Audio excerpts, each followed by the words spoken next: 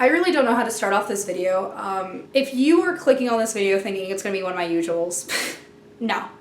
Even if it isn't one of my usual videos, I would still want you to stay on and listen. There's multiple other videos talking about these certain subjects, and of course, those people probably are much, much better speakers than I am and know more about this subject than I do. But I feel, as a white person, we need to talk. White book internet, that regards to book Twitter, book Instagram, booktube. We need to stop. In regards to the recent week, this isn't the first time that Black people have died from police brutality. It's been happening since the beginning of time of humans. It's horrifying, it's awful. What's even worse is that now we have decided to start listening and learning now. I personally feel like I have failed as an ally. We failed as a community to listen to these voices for so long.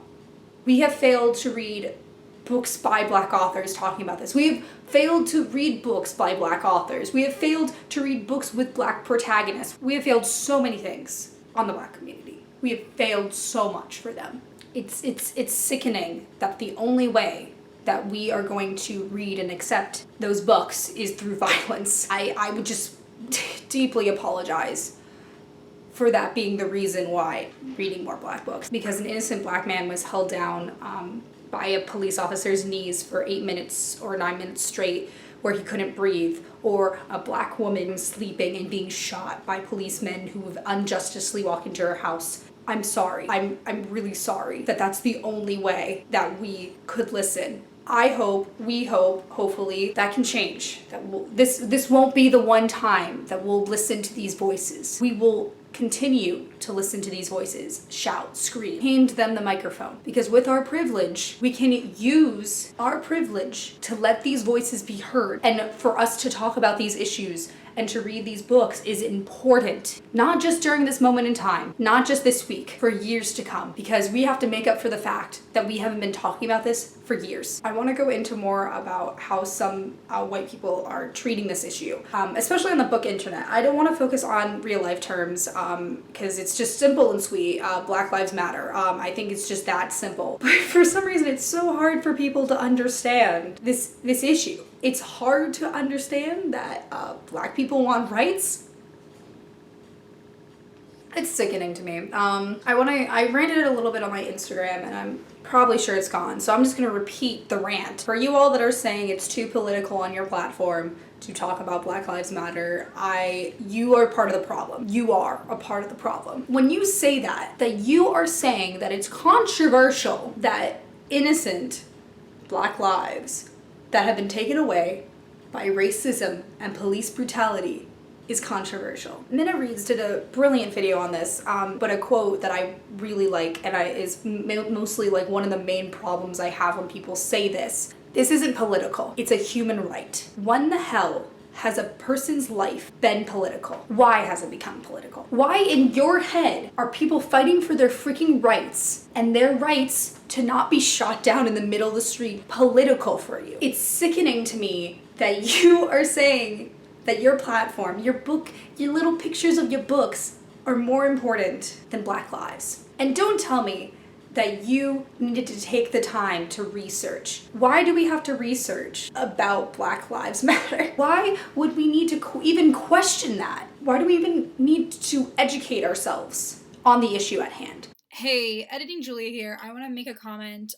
It is good to educate yourself on the issues at hand. What I'm trying to say here is that on the basis, it is simple to say Black Lives Matter. It is simple to tweet it out. It is simple to talk about. Then educating yourself more and more on how to be a good ally, that is good. But blaming that you have to go educate yourself is just trying for you to get away for not talking about it. You wanting to educate yourself more and more on it, that is totally fine. I'm not saying that is not good. I'm saying that it takes people so long to educate themselves is what worries me, and them using that to get away for not talking about it for so long. It's simple common sense. People shouldn't be gunned down in the streets because of their skin tone. Crazy, it's that simple. Oh my gosh.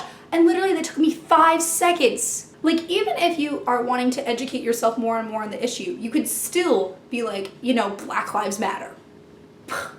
educating yourself on the matter, like getting more and more in depth with like the whole problem of racism. Yeah, there's many instances that schools have not teaching their students, which we'll be going into because I want to focus on book literature with Black culture. But literally, you taking days to educate yourself and take time for yourself. Honey, Black people don't have breaks. They don't. They've been out here doing this for years, even before they were born. They've been educated. They've been taught to do this since they were 5 because of the racist system we live in. Kids are taught when they're 5 years old that they might be shot down because of the color of their skin. And everyone who was saying that kids are too young to know about this, well, those kids learned ever since they were born. This is another issue I want to talk about with the book community. That is, I don't know what it's specifically called. I think it's productive activism or something like that, where you're using your platform, an activist, but literally using it so you can get points. You can get cookies because you are being a good ally, and you're only doing that because you want to look good. You know what?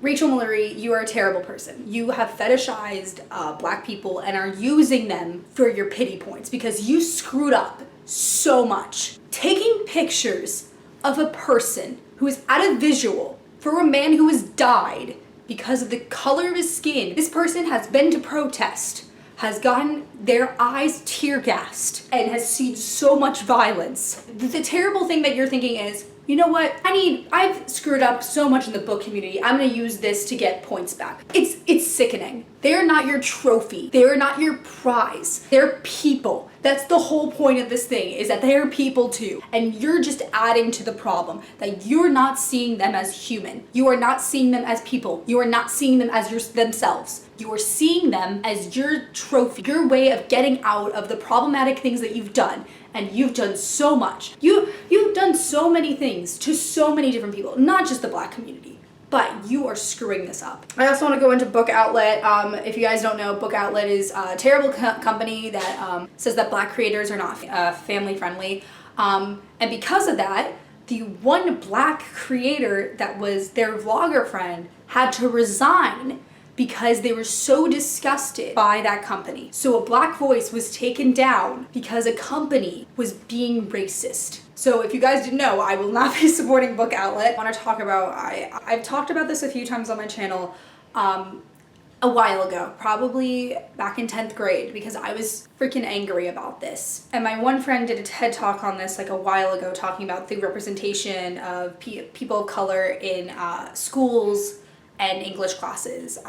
So I want to say this, and I've tweeted out a few times. Out of all the books I read for school, funny enough, this is my graduation day. For the 13th years that I've gone to high school, I have only read one book by a Black person about racism. And that book was in my junior year of high school. So for 11 or so years, I had never read a book by a Black person. I read books about racism in school multiple times, but not one single one from a Black person's perspective. It has all been white savior books. White savior media has to stop. I want to stop seeing that on and it's mostly done by white people, where there'll be white saviors. We are not saviors.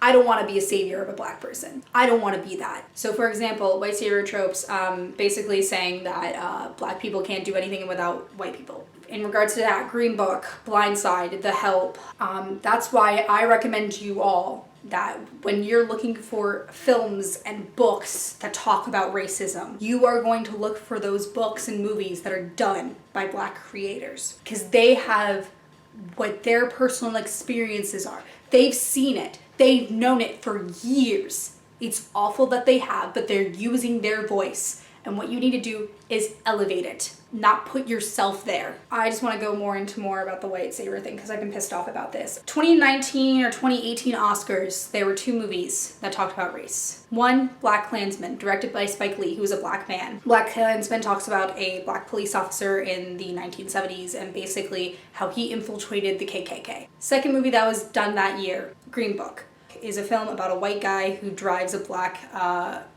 jazz player around. I personally have not seen the film, and I don't want to, because there has been controversy surrounding the film. The family of the black man has dismayed the film, saying that it is historically inaccurate, and the white guy that they praise in the film is complete. And guess which one? Oscars. That one. This isn't the first time Spike Lee has lost to a white savior film. Going back into more book literature, in with the white savior trope of books, I want to talk about a book that I read as a 10th grader. I've talked about it a few times on my channel, probably like as slide comments, mostly my videos of they need to choose better books for high school students. In 10th grade, I read a book called Black Like Me. This book is a book about a white guy who black-faced during the 1960s to prove that racism existed. And for years and years, this man has gotten praise for doing that, instead of just actually listening and talking to black people and become the spokesperson, quotes by quotes. I don't know what the instance was, but I remember the teacher was saying that this book is controversial. Do you think it's controversial? And I said, hell yeah. This guy's black-facing. He could easily speak, and this teacher has been teaching this book for years. Instead of choosing a book by a black guy or black woman about racism in the 1960s, there's multiple ones. They chose a white one. We can all talk about To Kill a Mockingbird. I have read it and I enjoyed it, but then again, white. And I haven't read it since freshman year of high school.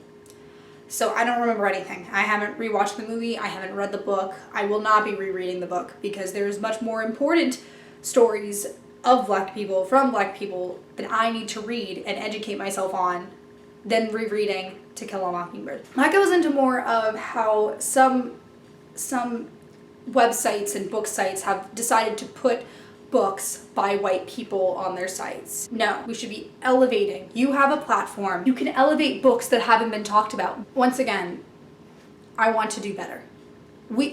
I want us all to do better. We, white people, need to do better.